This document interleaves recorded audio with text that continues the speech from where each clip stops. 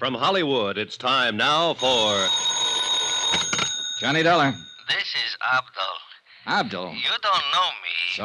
I have the little business. Well, I'm so happy for you. Hope it's doing well. Not bad. Okay, You what... don't know me, but you're looking for me. Now, look, Joe, Abdul... It is a business to get jobs for people, for servants. Oh, the employment agent. Ah. Have you got the address of that girl who worked for the Countess d'Atalia? Oh, sure. You're very lucky. She's very pretty. You've got the wrong idea, Abdul. I just want to talk to her. Sure. Where does she live? For $20, I will remember. I'll give you 10. No, she's worth more. Look, knock it off. I gotta find her and talk to her fast while I'm still alive. And while she is.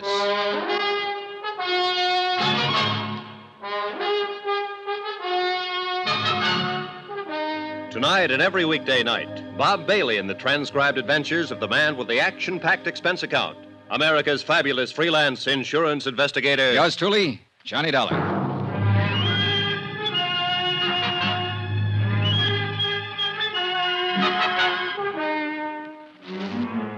From Special Investigator Johnny Dollar, location Algiers, North Africa, to the Home Office Transworld Fidelity Company, Hartford, Connecticut.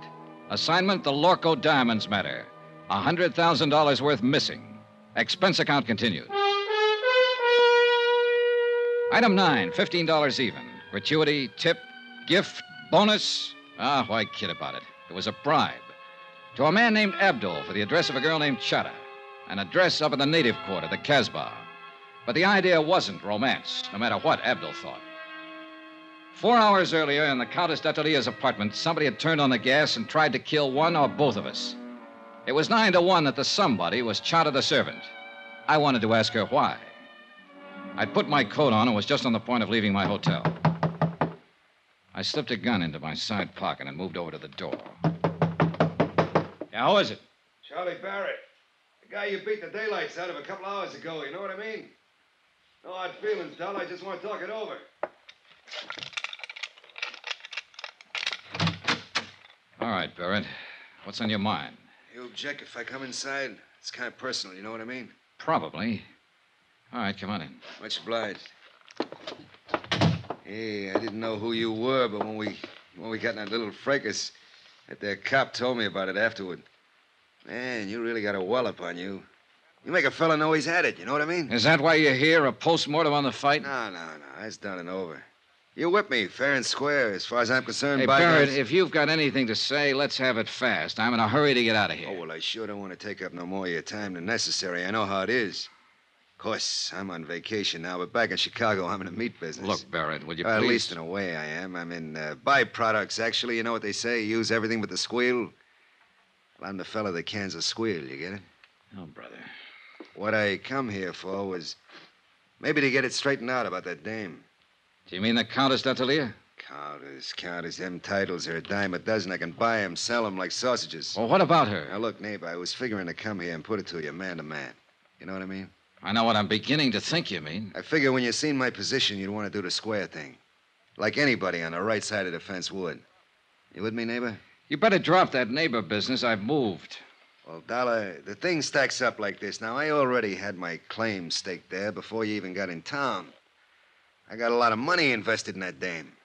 Barrett, so help me. I've been taking her around places, you know, feeding her, buying her, one thing and another. Why, I was even going to kick through for a 20-grand chunk of ice for her. Well, she and I had that fight last week. You what? That dame's got highfalutin ideas. What fight? What are you talking about? Well, I just put it to her, cold turkey. I told her she had to quit Jenny flipping around with all those other fellas. Or I just wasn't going to have nothing more to do with her. Well, that made her mad, you understand? She lit into me. Man, you ought to hear that dame talk when she's mad. You'd think hey, look, when was this fight? Was it before the diamonds were sent here? Why, sure. Sure, I said if that's the way she was going to act, she could forget about them diamonds. Well, I ain't seen her since or talked to her, but I just can't seem to get her off my mind. Now, look, Dolly, you was in her apartment there for 2 hours and 40 minutes tonight, and I don't like it. It bothers me. Strictly business, Barrett. And I gotta get going. Now, wait a minute, Dollar. Just wait a minute. We still got something to settle here. Like I told you, I got money. Barrett, get out. Hey, you better hold your horses. I don't know if you know the name C.K. Barrett, if that means anything to you. But I got influence back there in them United States. So it's the hard way, huh? Look, you just work for that company of yours. You're nothing but an employee. And if you think you can talk to me like you can to some of these foreigners, then here, now. Still a sucker for a left. Hello, room service. This is Johnny Dollar. Some drunk just wandered in here and passed out. Would you send up a couple of boys to drag it out in the hall?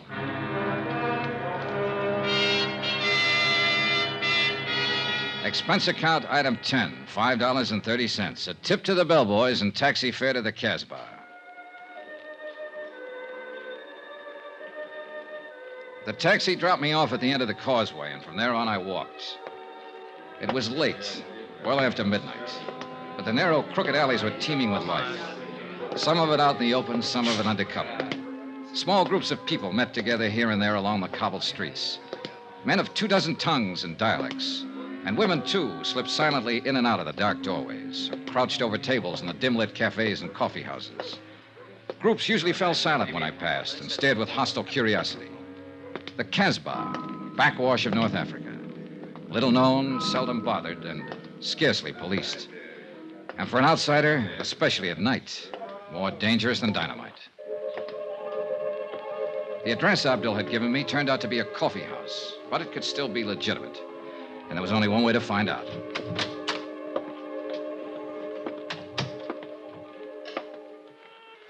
What do you want?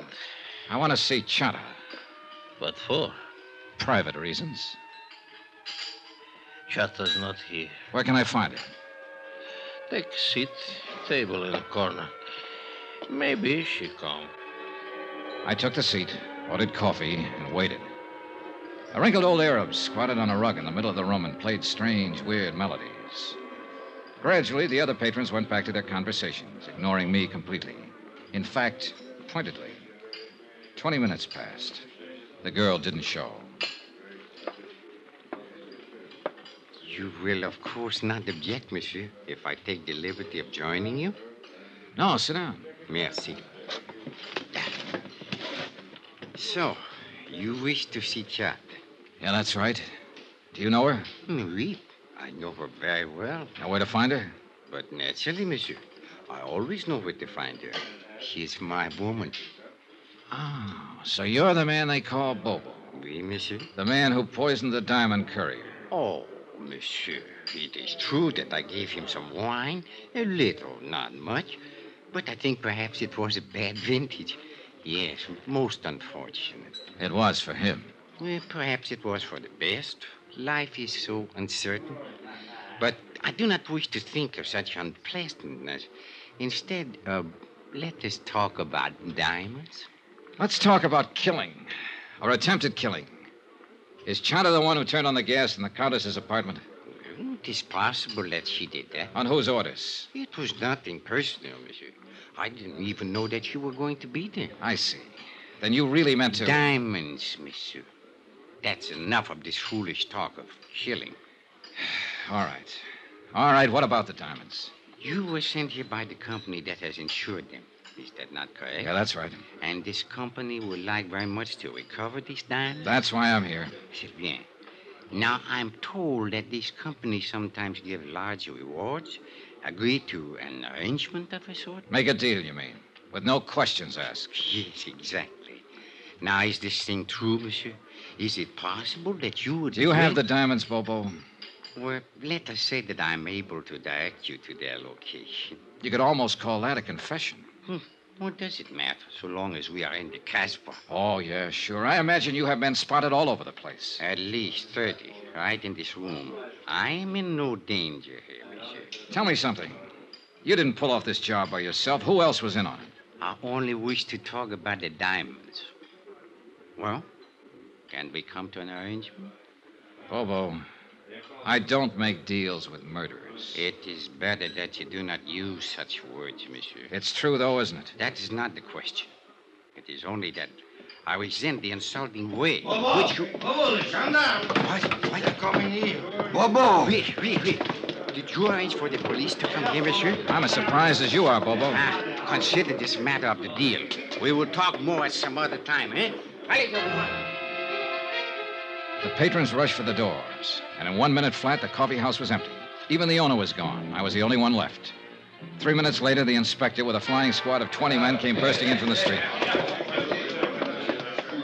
Well, Monsieur Dollar, I'm happy to find you are still alive. Why don't you get lost somewhere? For you, I think it most fortunate that we arrive in time. Oh, sure, in time to foul up the only lead I had in this case. To lose a suspect is better than to lose one's life, monsieur. Look, Inspector, I was holding a gun in my pocket, covering Bobo from the second he sat down at the table. But, monsieur, So 30 men or not, if it had come to a showdown, he couldn't have done a thing. Because he'd have been the first one to get it, and he's smart enough to have known that. But I thought Let's that... face it, Inspector, you've done it again. You goofed. But I was only thinking perhaps... Mon Dieu, what is to happen next? The shooting was somewhere outside, but it hadn't been the police. All of the inspector's men were inside the coffee house. He gave them orders quickly, and they fanned out to search the area. The streets were empty now, dark and silent, not a soul in sight. We split up into pairs. I worked with Inspector Marcus for a while, then left him and searched alone along a narrow side passage. And that's where I found him. He'd been shot 3 times in the back, and he was dying. Monsieur Dollar. Yeah, Bobo. You can't forget that deal, I think. Yeah. It's a little too late for deals now. Who was in on it with you, Bobo? Look, you've got nothing to lose by talking. You know that, don't you? Accept my honor, monsieur, as a citizen of the Casbah. Who shot you? A dragon, monsieur. 12 feet tall, with fiery eyes. All right, Bobo, all right. But just tell me this, just one thing. Are you the man who attacked the property agent at the airport, the man who slugged Andre Jourdain? Oui, monsieur. I do it very good. No, almost I kill him. It's too bad.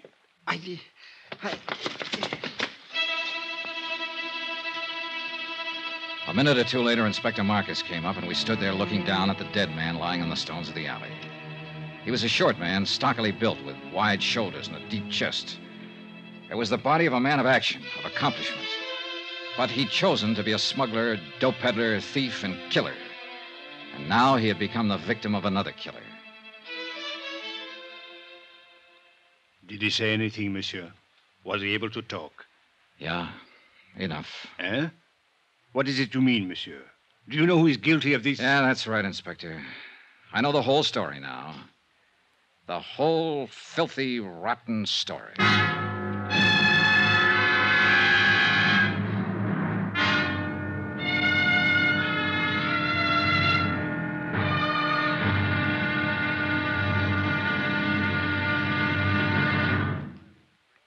There'll be the final intriguing episode in our story of the Lorko Diamonds matter tomorrow. Tomorrow night, the odds are set. The last chip is down. It's the last spin of the wheel. And death is the croupier. Join us, won't you? Yours truly, Johnny Dollar.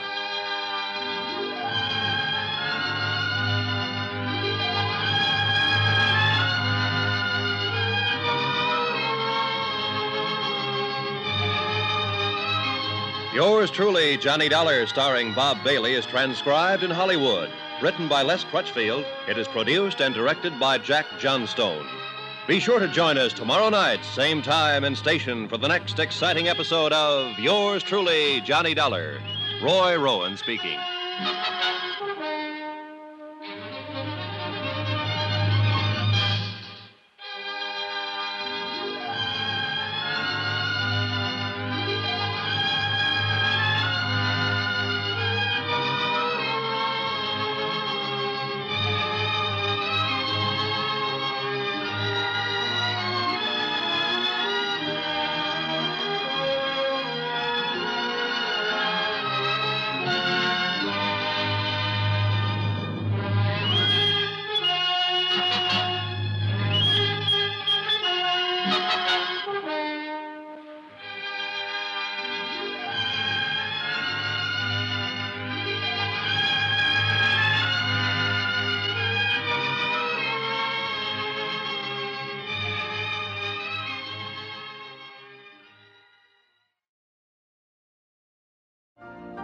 You've been listening to the OTR Gold Network.